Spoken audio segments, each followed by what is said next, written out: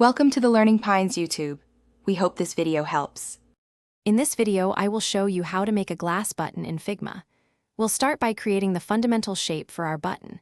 Use a rounded rectangle, giving it a corner radius of about 16 to 20 pixels for a smooth look.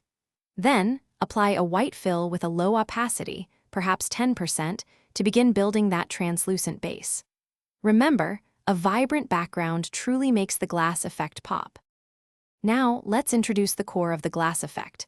Select your button layer and navigate to the Effects panel. Add a background blur and set its value.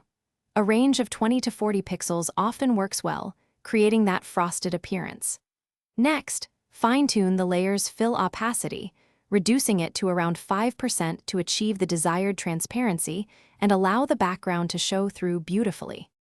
To give our glass button more depth, we'll add some subtle details. Apply an inner shadow with a white color, setting its X and Y values to 1 and blur to 2 for a gentle top-left highlight. Then, add a second inner shadow, using a slightly darker shade, with X and Y values of -1 and blur of 3 to create a soft bottom-right edge. Finally, add a 1-pixel white stroke with 40% opacity for a crisp border. For the finishing touches, add your button's text. Choose a font and color that stands out clearly against the translucent background, ensuring excellent readability. A good contrast ratio is key for accessibility. Once satisfied, select all the layers that form your button and group them together. This makes it easy to manage, duplicate, and reuse your stunning new glass button across your designs.